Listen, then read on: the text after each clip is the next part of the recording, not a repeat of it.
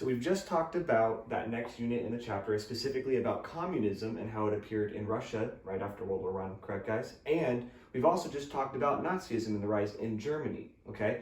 And we've seen the reaction between the different societies, right? You should have seen this ongoing in your Mouse reading, remember, by Art Spiegelman? You've been reading that throughout this entire week as well. How have you seen, especially in Mouse, the Polish population, just the ordinary Polish people, react to the Nazi regime that has now come into Poland, their specific rules and regulations when it concerns Jewish people. You know, all those ethnic rules that these two different ideologies had, how do those have an effect on the common people? More specifically, what do you guys think about the common people themselves? Do you think they made the right decision as to not challenge whatever was going on? Or do you think they made a bad decision? Okay? This is in between the lines, okay, guys? So this is not going to be something you're going to find in your book. I just want your general thought on this, okay? Does anybody have any thoughts in the class? Yes, Mr. Kowalski. Well, yes, I think that the socialism in Russia, I think the common people could have avoided it. I don't think they should have went along with it. Okay. Okay, good. The common people should not have gone along with the socialist policies in Russia. Does anybody have an argument against that? Does anybody want to say anything against that? Yes, Muse. Well, I think that it would have been hard for the common people to say no to it because the Communist Party tried a lot of things to do to help the common people, so they probably wouldn't have wanted to actually keep communism from coming up. That's a good point. If communism was all about, right, the rise of the common person, right, Stalin, that was his whole focus, you know, if he's focusing on the common people, if we were common people back then, why would we have chosen anything else, right? So that is a good, valid argument, Muse, that if it benefited them, why would they do anything different, right? But I like your reaction as well. Now, Kowalski, let's go back to you. You said that they shouldn't have done it. Why do you think they shouldn't have done it? Okay. Well, if they had seen all the people dying in other countries that the communists were killing off, that wouldn't have been nice. I think people would have been upset with it.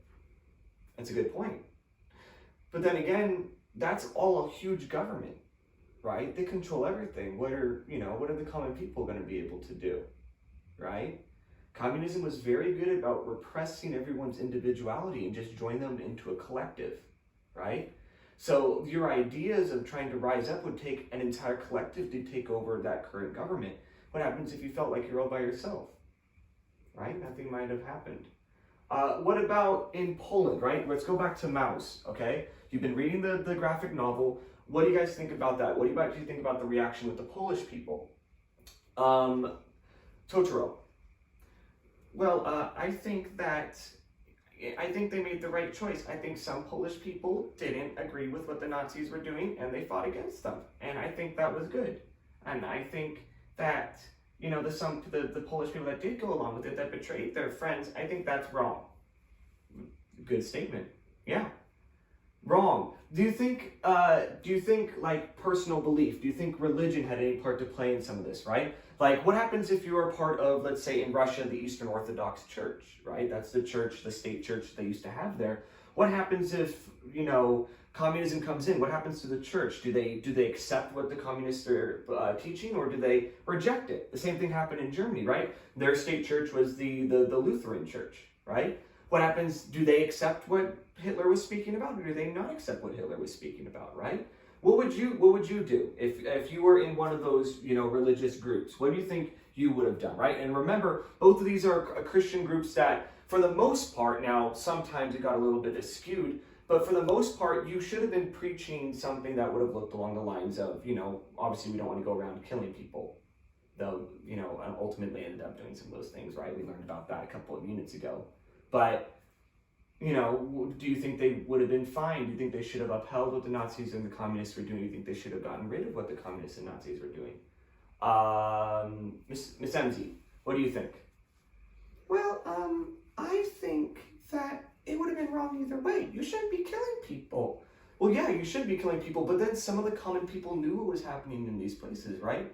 It wasn't like the Nazis were hiding their internment camps and their concentration camps. They had them right outside of towns. So the people had to know what was going on. Well, maybe they just felt afraid.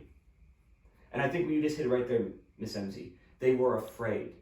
Imagine you as a single person, you may have every good intention in the world, and you're like, well, this isn't good, this isn't great. But imagine you facing up against an entire powerful government. You kind of feel helpless, right? You kind of feel like you can't really do anything. You know, well, what are you going to do against the whole government? Not much, right? All by yourself. And so a lot of these people probably were afraid. They're held back by fear, right? Now, some of them acted outside of fear, right? Totoro, you brought up the Polish resistance, some of the people that actually fought against the Germans in Poland that weren't Jewish, that were just regular Polish people, and that's true. They did fight against them, so they overcame their fear to fight for something they thought was right? Not only were they fighting for their own country, but they were also fighting for the people that were getting killed, right? They thought it was wrong, right? And Russia, this didn't come up so much because of the overarching view of being part of the collective, right? Nazism, remember what we said, what did they do? Mr. Bear, what did they do? Well, they said that a certain race was better than everyone else. True, right? So if you're already excluding one race, what happens to all the other races, right? You already created somewhat of an enemy, right? Communism tried to get rid of that, right? Everyone's the same. Everyone is equal, right? You're all part of the community. You're all part of the same commune.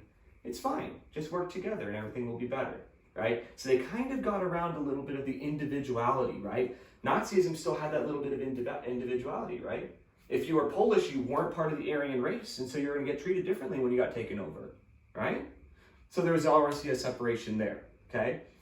This is going to be something ongoing, okay? We're going to be coming back to this later on throughout the week, okay? I want you guys to keep thinking about not just the main people that we're talking about in history, right? Stalin, Adolf Hitler, all the leaders of all the different totalitarian regimes that we've been talking about, but I want you to focus on the common people, right?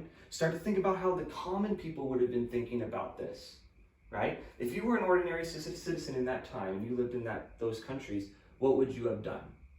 Right? Think about that. Think about the choices that the everyday people had to make in those countries. Wasn't always this great, okay? All right, good job, everyone. So what I want to do now is I want to transition